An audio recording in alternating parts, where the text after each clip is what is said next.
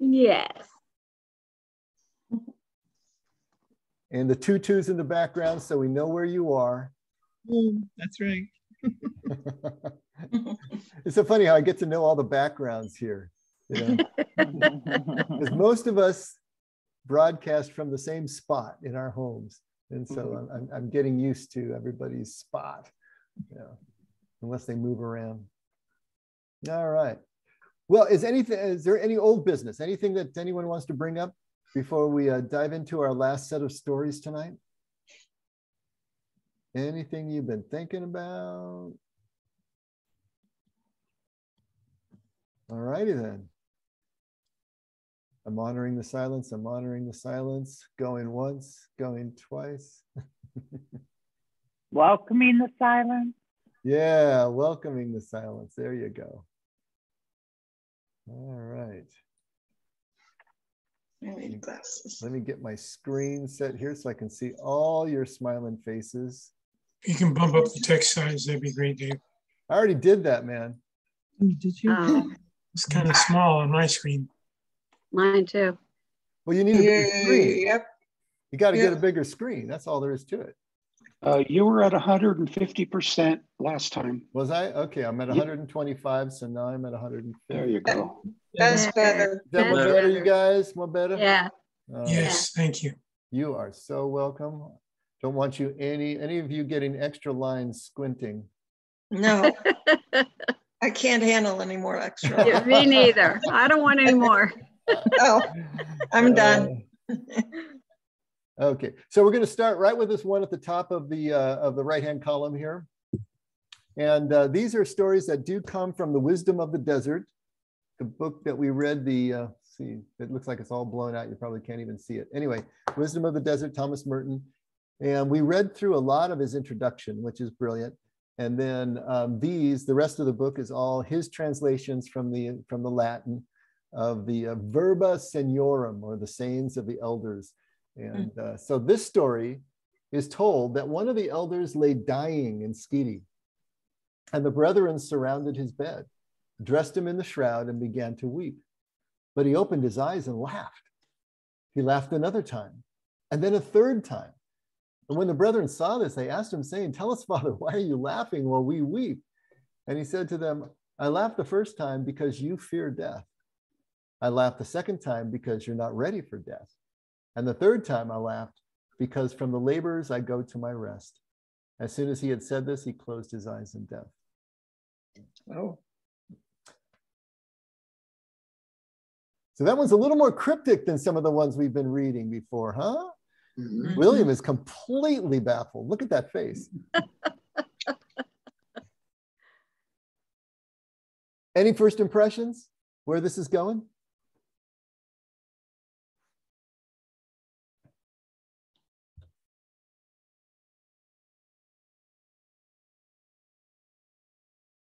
I'm guessing it's not the comedy club. Okay, so we have the elder monk who's on his deathbed, and all of his acolytes, all of the younger monks are all around his bed, and they put him in the shroud, and he's laughing. 3 times he bursts out laughing, and they're just, you know, they're in their grief, and they're just so upset. And they finally said, "I laughed the first time because you fear death, the second time because you're not ready for death, and the third time because from my labors I go to my rest." I think when you have spent, we talked about this just a few sessions ago, that contemplation is sometimes called the little death. Do you remember that, the little death? So what we're doing in contemplation, what the Desert Fathers are all about, the prayer of the heart that Henri Nouwen was talking about, is this wordless prayer that takes us basically outside of ourselves. It is our experience of what it's like without an ego, stepping outside of the tyranny, the omnipresent noise of the egoic mind, of the conscious mind.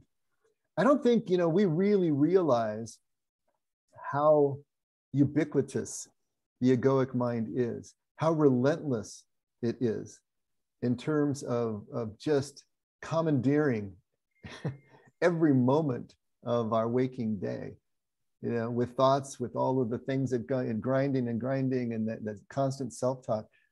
You know, it's kind of like, have you ever been to a really noisy restaurant where the music was over loud and all the people are talking over the music and it's loud, and then you walk out into the parking lot and it just feels so completely quiet, you know? And it's such a relief. I don't know about you, because that's the introvert in me. You know, those kind of environments I can only take for so long, and then you walk out and it's so quiet. I think that's kind of the experience when you move into that place, you know, in centering prayer and meditation, in contemplative prayer of any sort, where you really can just step aside from the din of the egoic mind, and you end up in that silence, in that stillness. That is approximating, starting to approach what is going to happen when we actually have our moment of death and we completely step aside from the egoic mind. You know, the egoic mind is not what continues. That is a byproduct of our consciousness as a human being. And so I think what is, for me, and this is going to be my interpretation, for me what's going on here is the elder monk knows that very well. He no longer fears death because he's found his own identity that is deeper than the roles and the accomplishments and the attributes that we normally think of as ourselves egoically. And he has experienced a deeper identity that can't be taken from him, that he knows continues in some way. And so he no longer fears death. And then he realizes that these younger monks are not there yet. You know, in their grief, and you know, obviously grief is grief, and they're sorry to see him go. But I'm assuming that it is their overblown emotional response to this that he is reacting to. You know, I don't fear death anymore. I've experienced enough of my own identity to feel at peace with this transition, and you're not ready yet. And finally, after having fought the good fight and done everything that I've done through all of these decades of my life, there's going to be another form of rest here in some way in this transition. And so it is just the contrast that's being shown here, that we can prepare ourselves for death. We can live life at a different pitch, at a different register that'll take us into a deeper understanding of who we are and what this is all about. That's my take. Any thoughts? I want to say for the old priest who's dying, yes, he doesn't fear death. To me, I do fear it because I'm uncertain on what's out there. I want to believe it'll be heaven, but I'm not certain. Second, I have attachments. I say, I will, yeah, so it's very strong. So this priest doesn't have attachments. He's able to let go, and he says, wherever I go, I'll be happy. Whereas for me, I says, I will miss my daughters. I will miss the hugs and the kiss. I will miss the sunrise. Today at work, somebody brought those chocolate truffles. It was so good. I will miss that. So it's all material things, right? But it's that enjoyment, and joy, and the music I love. You know, the jazz music. Dave Brubeck I love. Ooh. Will I hear him in heaven? I hope so. So that's my fear. It wouldn't be heaven without Dave Brubeck. Come on. I didn't know that about you, Ellen. I didn't know you were. Yes. That is so cool. I love Dave Brubeck. Oh, that's great. That's great. And I think we can all absolutely understand what you're saying. Absolutely. You know, there's, and I've told this story to you guys several times, but in first grade, when a little girl next to me asked the nun if she would have her dog in heaven. And the nun said to her, if you want your dog, you'll have your dog. Mm-hmm. Which is another way of saying there will be no felt need. Mm-hmm. You know, the things that we think we're going to miss so much, somehow we're not going to miss them. Somehow it's going to be all right. Even if it's radically different, more different than we could ever imagine, it's still going to be okay.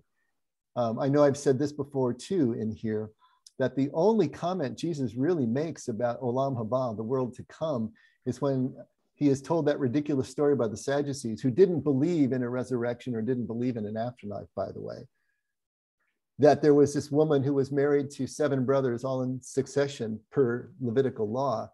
And so in the Olam Haba, in the world to come, whose wife would she be if she married all 7 brothers? And Jesus just turns to me. I mean, he knows what they're doing. They're trying to make a mockery of what he believes, you know, in terms of an afterlife. But he just says, well, you just guys don't understand what it's like. He says, in the next world, in the world to come, nobody is given in marriage, but live like the angels in heaven.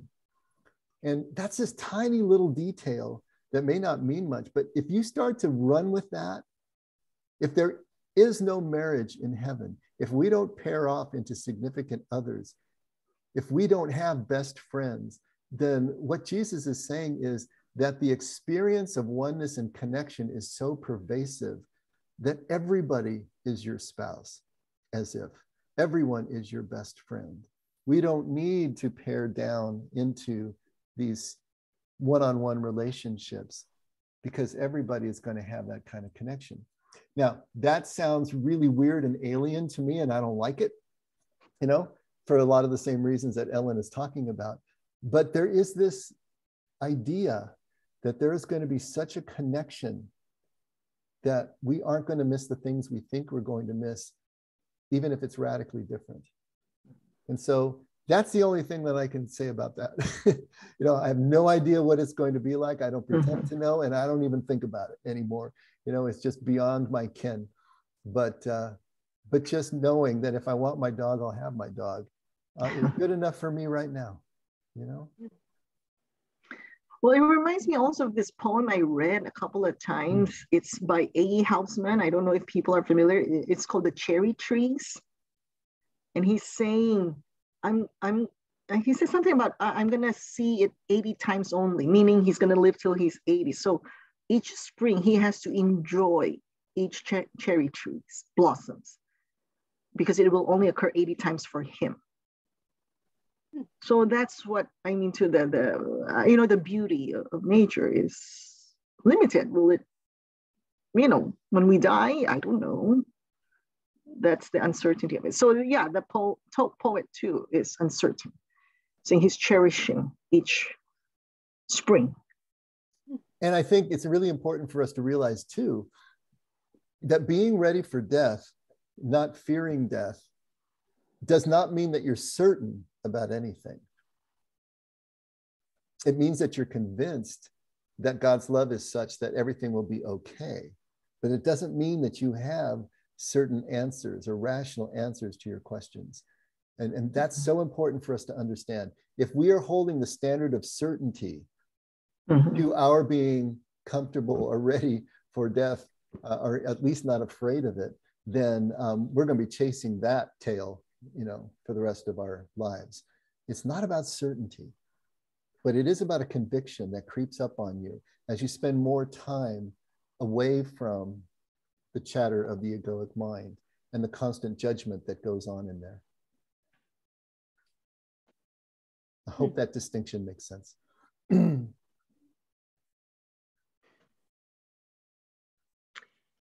with Ellen.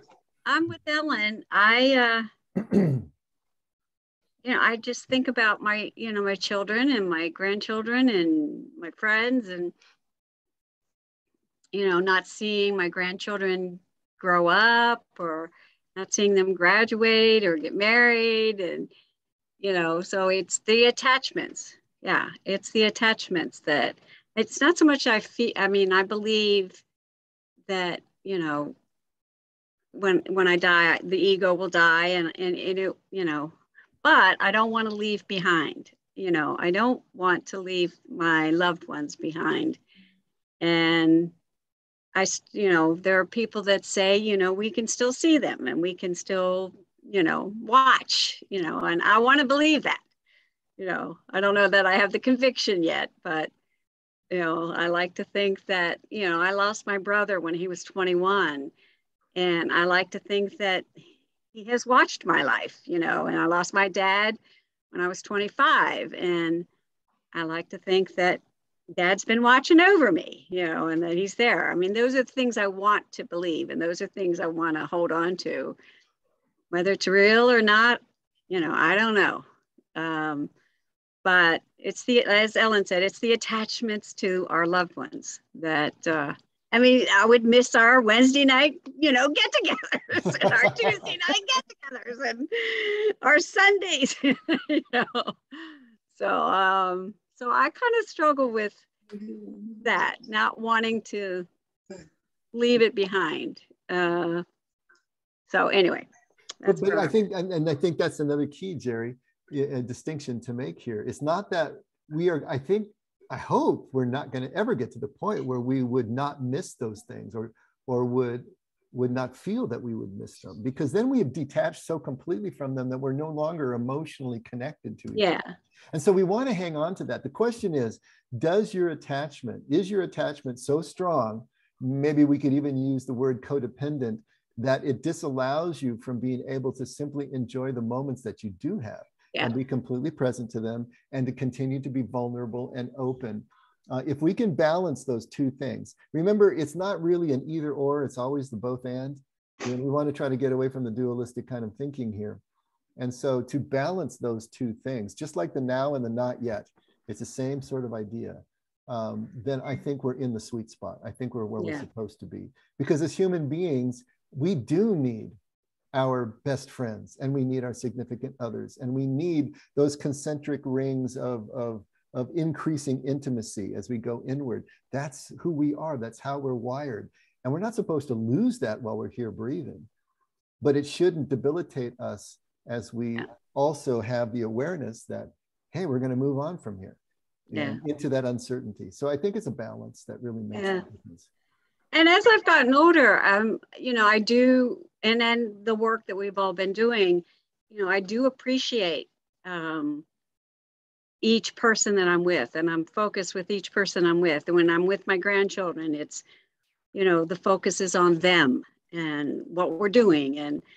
And so I'm much more aware of time and spending time and not pulling away. It's actually, I'm getting closer and I'm more vulnerable and more open, knowing that this is important. This time with, whoever I'm with is important. It really is. Today, I'm not much of a gardener, but today, just because we've talked so much about nature and it was such a gorgeous day, I had 5 months of landscaping that needed, weeds and mess and the wind blew all this stuff.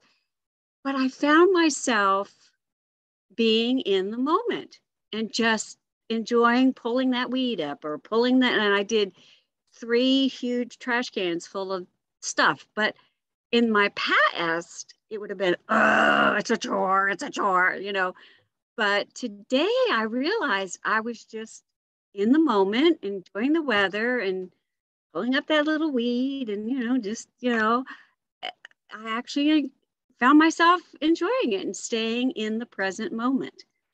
And I think that's come from all this work that, we've been doing, is it has made me, so I don't know how he said it, but it's made me so much more aware of how living my life each day, each hour is really important. Does that tie in at all? Or I don't know, that's what came to mind. Absolutely, it does. You're now in the Thich Nhat Hanh school, who just died, by the way. I don't know if you heard that, but he died 2 days ago, I think. But his famous line was, when you wash the dishes, really wash the dishes. Yeah. Not to get to the next thing, not because it's an obligation or a duty, but because you're feeling everything, the sensation of it, and you're there just to do that.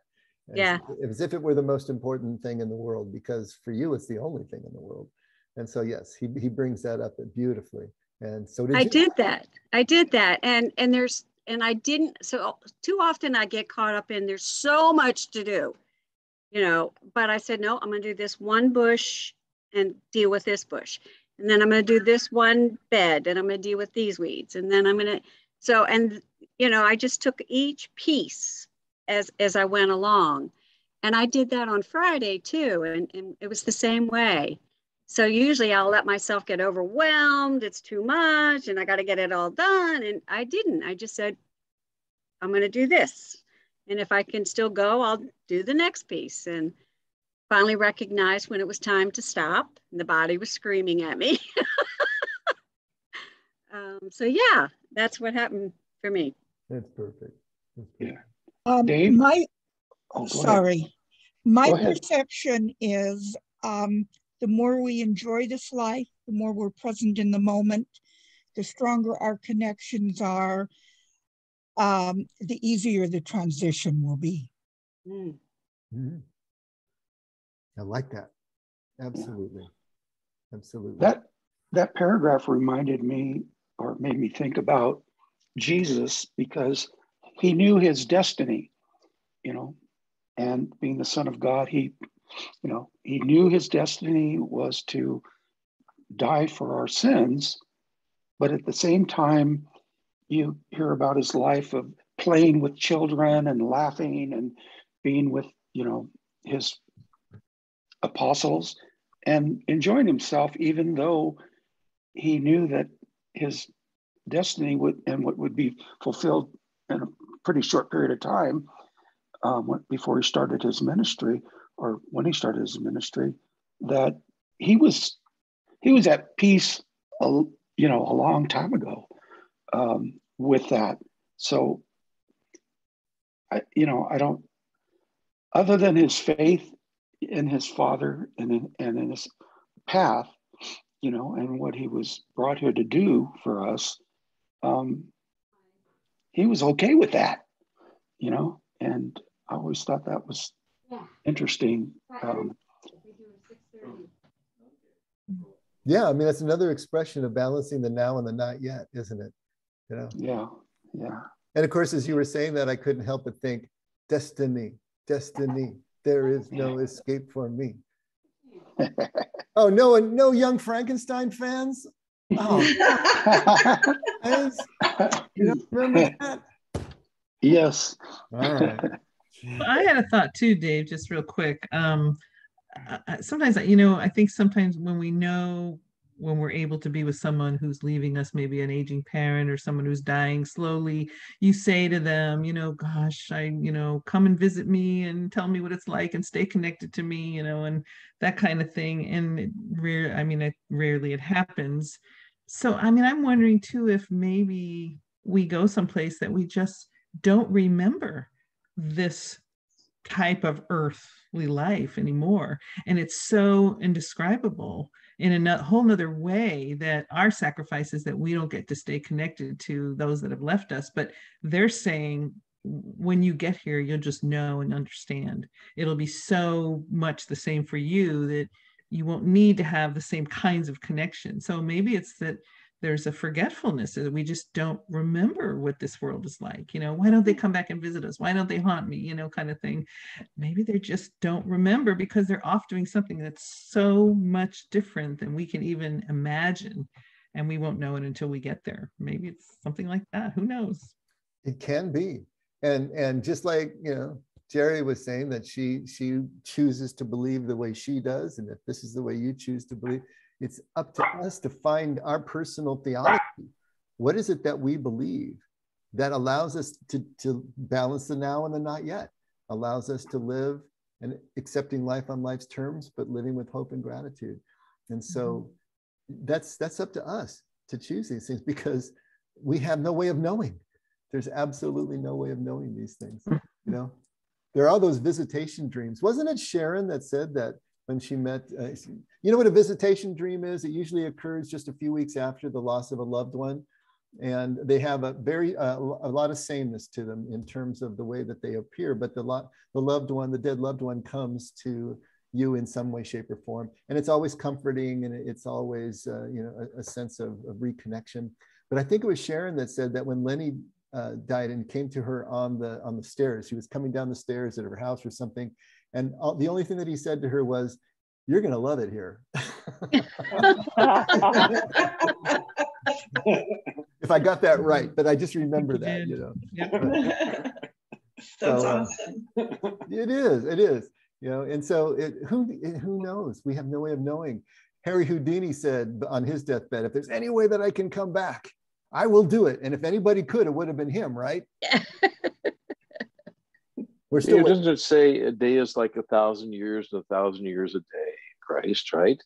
The idea, I remember when my mom was passing, her fear was also letting go of her boys and be quite upset about her boys not seeing them again. And so my way of comforting her was just being together at the closing moments.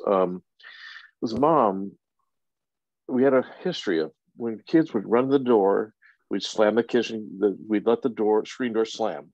My mom would routinely say, "Don't let the screen door," bam. So it's like you always did with 4 boys, that happening, bam, bam, bam, all day long. My poor mom. Anyway, she'd say, "Don't let the door slam," bam. So I said, "Mom, as you're up there, once you pass, Mom, all the family's waiting to see you. Be so busy saying hello to them, that moment that you're gone from us, instantly you'll be saying to me, 'Don't let the doors,' bam, I'll be coming in the back door, Mom. Hear me coming. So just keep listening to the door." And so it was like, my sense of that was for her, that moment for her will be like a lifetime for me, right? 1,000 years like a day. For a day she's there saying hello to all the people who are here ahead of her, I'll be walking the back door, slam.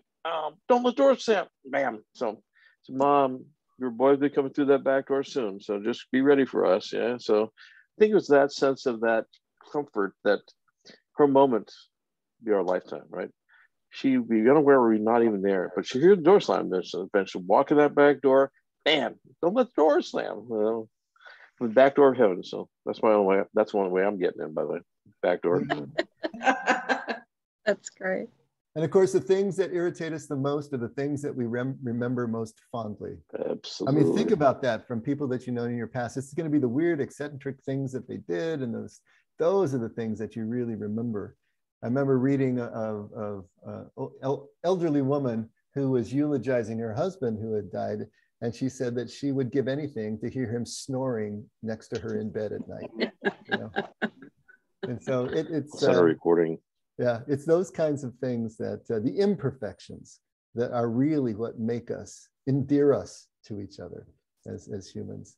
And so we can use that to hopefully temper our irritation at the time.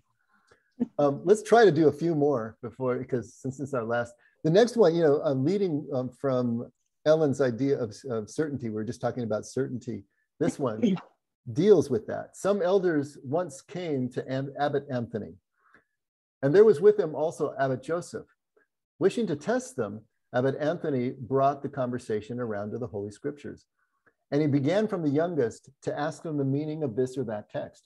Each one replied as best he could, but Abbot Anthony said to them, "You have not got it yet."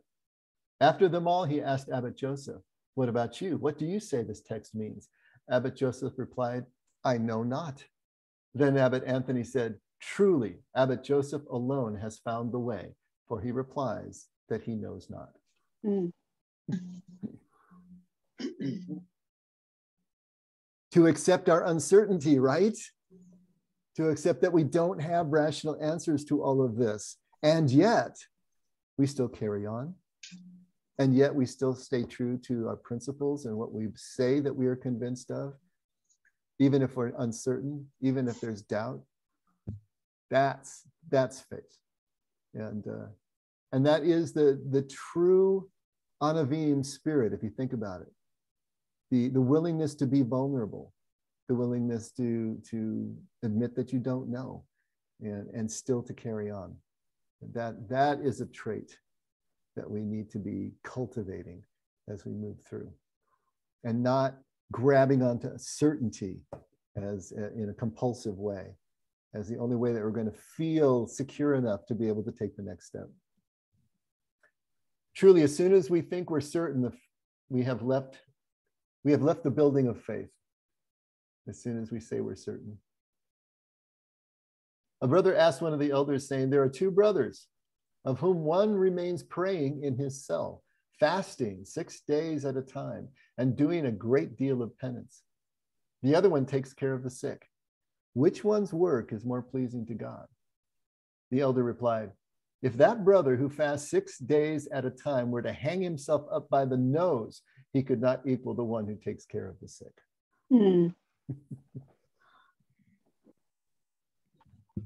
This is so typical of the desert saints.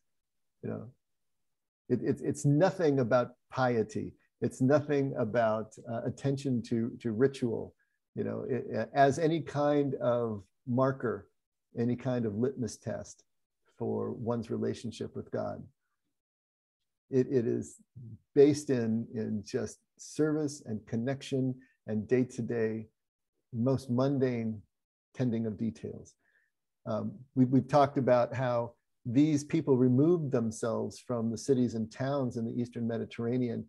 Weren't they supposed to be in service? Weren't they supposed to be in connection and in community? You know, why were they heading for the hills? But this is another example of how service was still available. Service was still going on. Community in a different form was still the foundation and the bedrock of what it is that they were doing. And it's enshrined in their teaching.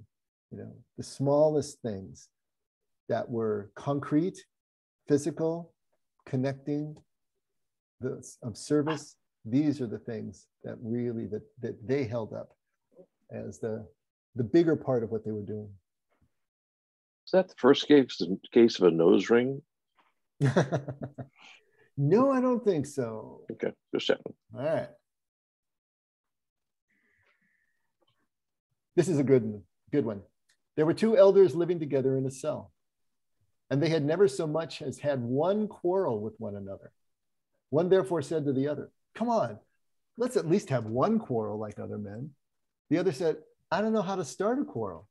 And the first said, "I will take this brick and place it here between us. Then I will say, 'It is mine.' After that, you will say, 'It is mine.' This is what leads to a dispute and a fight." So then they placed the brick between them, and one said, "It is mine." And the other replied to the first, "I do believe it is mine." And the first one said again, "It is not yours, it is mine." So the other answered, "Well then, if it's yours, take it." Thus, they did not manage to, after all, to get into a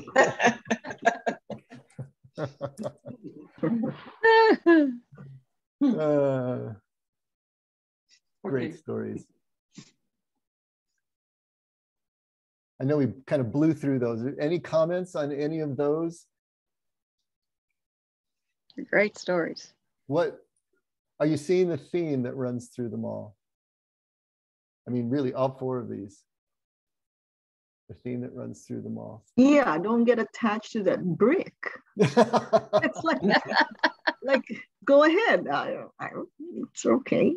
But that's perfect, Ellen. Don't get attached to that brick. Don't get attached to your own life and all the things that you think you're going to miss. Don't get attached to your love affair with your own knowledge and your brain. And don't get attached to your piety, your religiosity. I mean, this is all about, it's Kathy, it's all ego-based, isn't it? This is the huge part of what they're talking about, you know, is moving past all of that.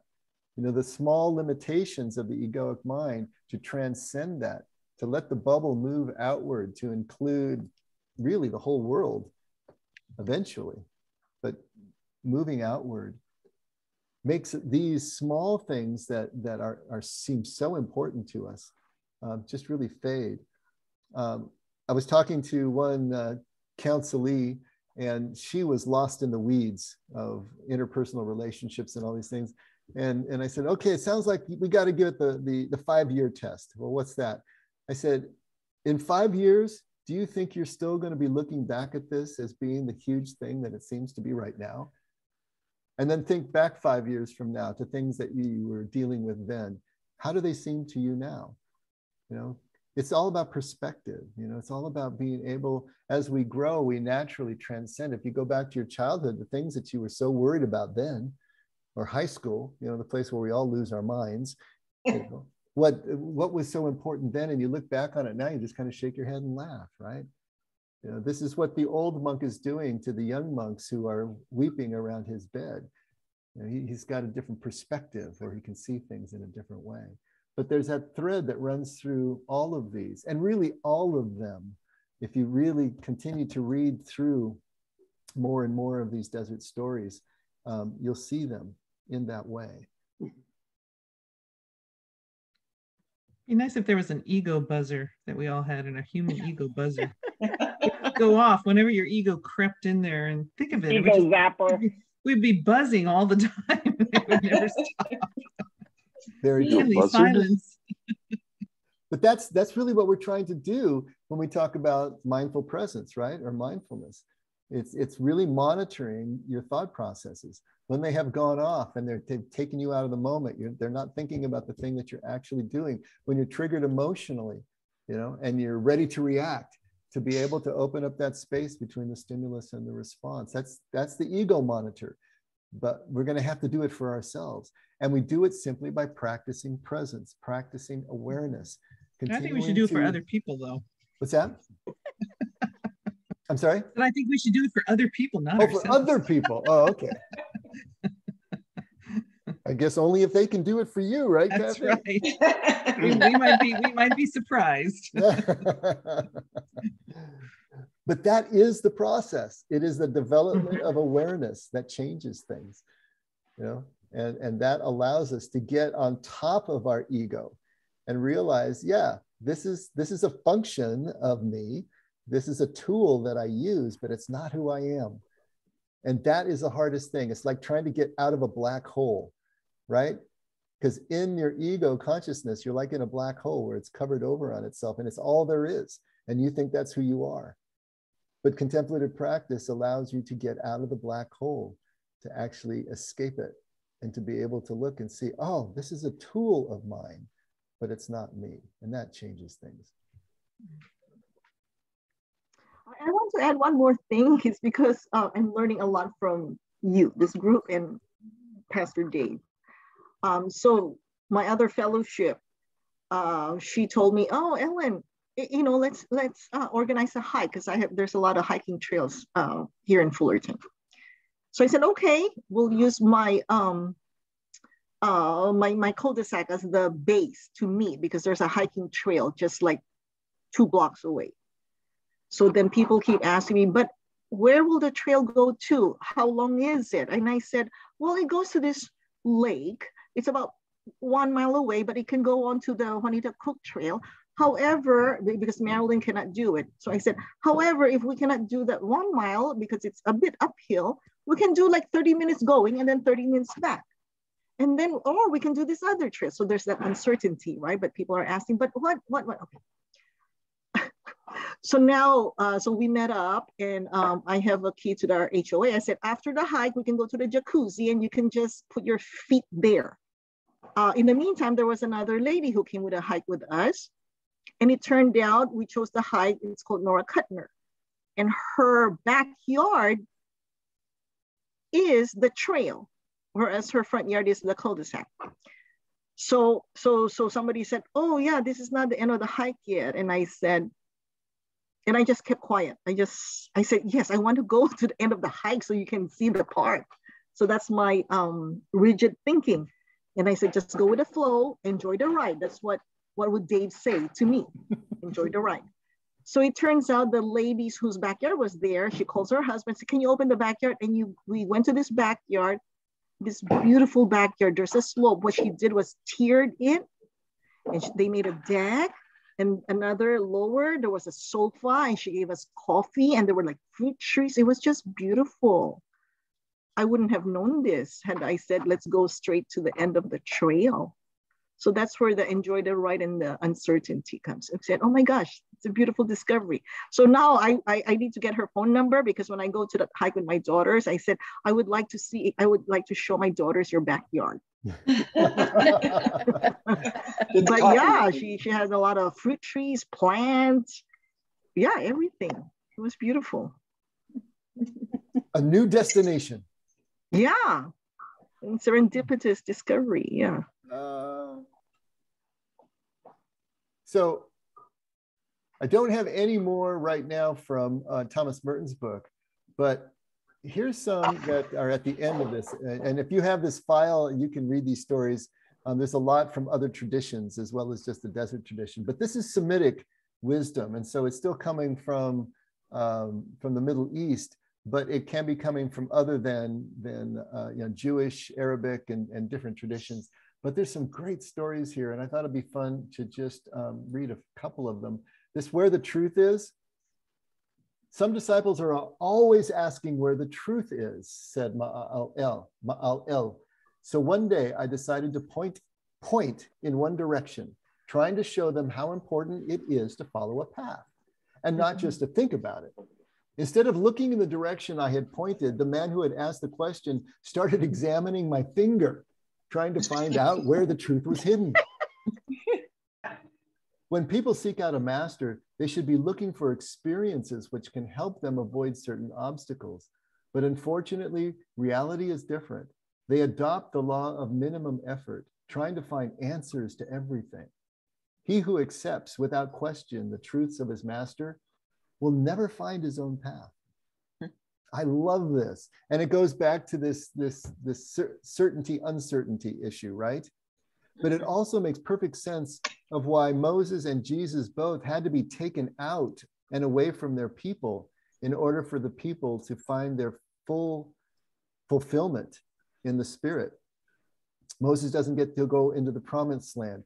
Jesus says, it's to your advantage that I go so that the helper can come. It's the same thing. We get fixated on the finger. What's that one thing? Remember? What is that? Your finger? That one thing. We get fixated on the finger.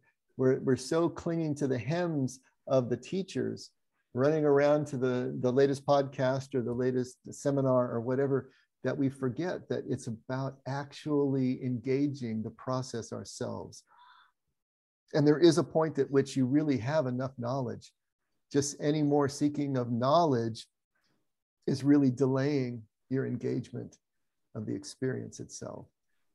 And again, it's not either or, it's both and we need to balance the two.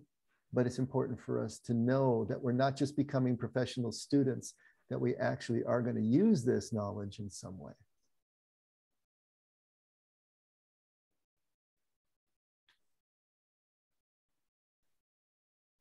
Knowing how to listen to insults. I don't know if that one was as telling. I think there were some better ones as we're running down on time here.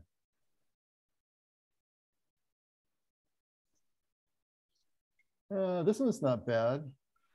A sultan decided to travel by sea with some of his favorite courtiers. They joined the ship in Dubai and sailed out into the open sea. However, as soon as the ship moved away from land, one of his subjects, who had never seen the sea before, having spent most of his life in the mountains, began to be overcome with panic. Sitting in the ship's hold, he cried, shouted, and refused to eat or sleep. Everyone tried to calm him down, saying that the journey wasn't as dangerous as all that. But although he heard their words, they had no influence on his heart. The Sultan did not know what to do, and the fine journey upon calm seas under blue skies became a torment for the passengers and crew alike. 2 days passed without anyone being able to sleep because of the man's cries. The Sultan was about to order the ship to return to port when one of his ministers, who was known for his wisdom, came over. Your Highness, with your permission, I will be able to calm him. Without a moment's hesitation, the Sultan said that not only would he allow it, but that he should reward him if he succeeded in solving the problem. The wise men asked that the man be thrown into the sea. Right away, content because their nightmare was about to end, several crew members grabbed the man struggling in the hold and cast him into the ocean. The courtier thrashed about, sank, swallowed plenty of seawater, returned to the surface, screamed louder than ever, sank again, managed to surface once again. Just then, the minister ordered him to be dragged back on board. From then on, no one heard so much as a single complaint from the man. He spent the rest of the journey in silence, and even commented to one of the passengers that he had never seen anything so beautiful as the sky and the sea touching on the horizon. The journey, which had before been a torment to all those on board the ship, became a pleasurable, peaceful experience. A short time before they returned to the port, the Sultan went to see the minister. How did you guess that by throwing that poor man into the sea, he would calm down? Because of my marriage, replied the minister. I was always terrified of losing my wife and was so jealous that I never stopped shouting and screaming like that man. One day she could take no more and left me, and I tasted the terrible experience of living without her. She only returned when I promised never again to torment her with my fears. In the same way, that man had never tasted salt water. and had never known the agony of a drowning man. When he felt that, he understood only too well how marvelous it can be to feel the planks of a ship under his feet. Wise counsel, commented the Sultan. In the Bible, the holy book of the Christians, it said, all I most feared came to pass. Some people can only value what they have when they endure the experience of loss. Not bad. That's true. I think this was pretty good too. These are a little bit longer. You have tried to make me understand that one must pay attention to life, people, and everything around us. I have the impression that all you ever do is work.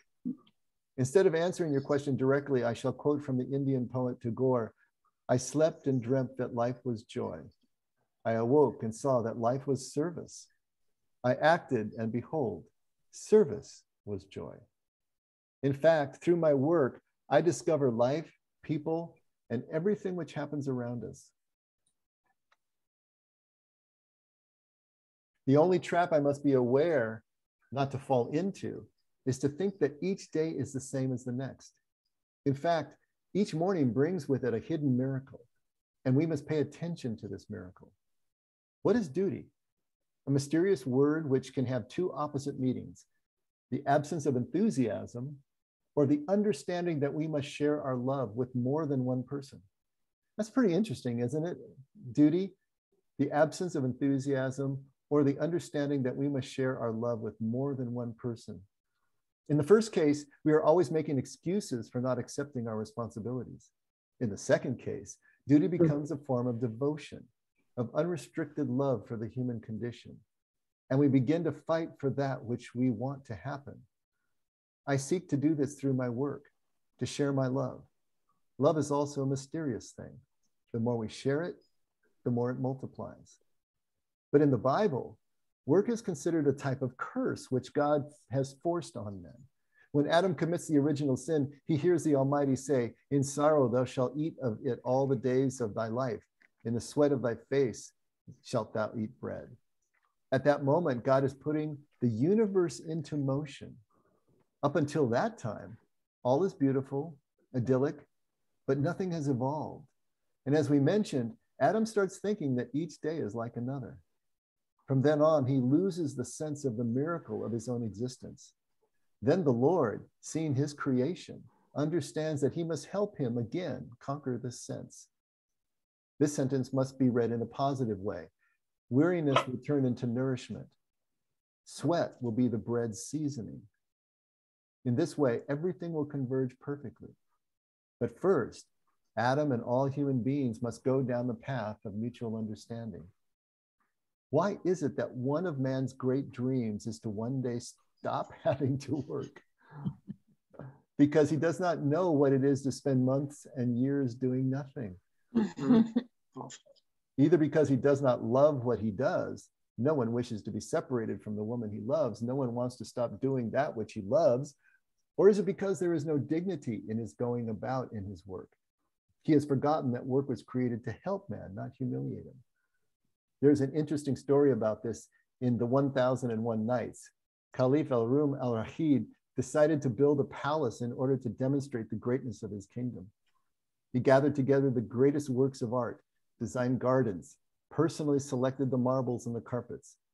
Beside the grounds which had been chosen was a dwelling. El-Rashid asked his minister to convince the owner, an old weaver, to sell it so that it might be demolished. The minister tried in vain. The old man said he did not wish to part with it. Upon hearing the old man's decision, the court counsel suggested that he simply be thrown out. No, responded El-Rashid. He will become part of my legacy to my people. When they come to the palace, they will say, he was a man who worked in order to show the beauty of our culture. And when they see the dwelling, they will say, he was just, for he respected the work of other men. The world seems threatening to cowards. They seek the false security of a life void of great challenges and arm themselves heavily in order to defend that which they think they possess. Cowards are victims of their own egos, and in the end, erect the bars of their own prison. Yeah, it's good. Great stories. And notice how they all are revolving around this idea of ego consciousness, ego attachment. The thought and behavior patterns that exist out of the ego. I think that's probably good. Oh, one more, the natural order. I always like this one. A very wealthy man asked a master for a text which would always remind him how happy he was with his family. The master took some parchment and in beautiful calligraphy wrote, wait for it, the father dies, the son dies, the grandson dies. What? Said the furious rich man. I asked you for something to inspire me, some teaching which might be respectfully contemplated by future generations, and you give me something as depressing and gloomy as these words? You asked me for something which would remind you of the happiness of living together with your family. If your son dies first, everyone will be devastated by the pain. If your grandson dies, it would be an unbearable experience. However, if your family disappears in the order which I placed on the paper, this is the natural course of life. Thus, although we all endure moments of pain, the generations will continue and your legacy will be long-lasting.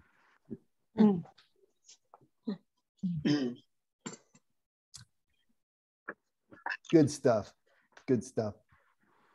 Great stuff, guys. If you'll excuse me, I got to take my little dog out. So duty calls, and thanks so much for your time tonight. I will see you next week. So duty in this case, duty in this case means you need to spread your love out over more than one dog. No duty. All right. Good night. Good night, Good night, Julie. Hey guys, before we leave, I heard from Becky, and she's having a, you know, every day she says is a challenge.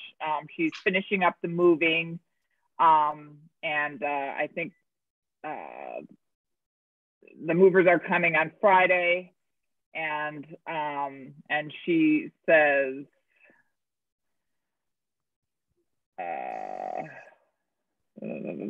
give my love to everyone. I feel your support and care. And she's just trying to practice presence and loving kindness through it all. And she has one more week to go. Yeah. Okay. I got a text too, not to be outdone. And she mostly said what she said, but she did say temps topped off at 5 degrees today. Yeah. Like stuffing your whole body in a freezer. She says, everything is okay here. It's been enormously helpful to anchor in my practice of presence and connection, although not easy. Tomorrow's our last day for packing mom up. The movers on Friday. I fly home late next Wednesday if all goes well. And then she says she misses everything about my simple, uncluttered AZ life. And I hope to never complain about the weather again. Hey, what does that sound like? The guy in the boat, right? That's cute. That's cute. Oh, that's perfect. That's perfect. Please give my love to everyone. I'll see you in a couple more weeks. That is so funny. See, that's where this wisdom is just what we all experience, right? If we're present to it, if we're aware of what's going on so that we can not only express it to others, I mean, that's secondary, but to be able to be conscious of it ourselves so that we can allow our attitudes to change and to evolve as we go through life. And all of it making us more able to accept life on life's terms and live with a sense of hope and gratitude, like Becky will be able to do now in overheated Arizona after experiencing the cold there. That's how this works. And if anybody can do it, she can. You know, that's great. You know, but it's also like Beth's sister that she was talking about us yesterday, having going through the trauma that she went through early in life, but she's able now to be present here and grateful in her life now because she went through it and she has seen both sides now. There's a song, right? But both sides. Yes. That's the way it works. That's the way it works. And these desert fathers and mothers had seen both sides. They had lived life in the noisy city. They went out into the silence and the solitude and the stillness and the simplicity. And because of that experience that they were able to juxtapose, they're able to bring us this legacy that if we're paying attention, can help us here, even if we're not going to go out into the desert. we can still create our stillness and our solitude in place. And that's what we're trying to do. We're trying to bring the whole thing together, living like monks in the city, right? So I think we're done. We did it. So thank you so much, everybody, for staying. I think we did 27 or 28 sessions. That actually was on the shorter side of our book studies. But next week, strap in. We're going to start with Richard Rohr and Falling Upward. And we'll go from there and see where that leads us. So thank you. Thank you. Thank you, Dave. Thank you, everyone. Yeah. Scotty, quick prayer out, and then we'll adjourn. Sure. Father God, we're so grateful to be here with each other and with you. We just thank you for all the wisdom and knowledge that comes out of these meetings. Help us to discern the truth in the written words, the things we study, the things we lay our heart to. Help us to understand how to stay present and stay connected, Lord. Thank you so much for everything you do for us and the fact that you love us the way you do. In Jesus' name we pray. Amen. Amen. Thank you, Scotty. Thanks, everybody. Bye, everybody. Thank you. Great seeing you. See you next Ciao. week. Thank you, guys. See you next week. Thanks. Bye, guys. Bye. Bye, Frank. Bye, Sherry. Bye, Dave. Bye, Sherry. Sherry. Bye, guys. Hi, Sherry. And Jordana and Linda. You guys be I will good. see you on Sunday, Dave. See you Sunday. Thank you. See you Saturday, Linda. Yes. Okay. Thank you Bye. much.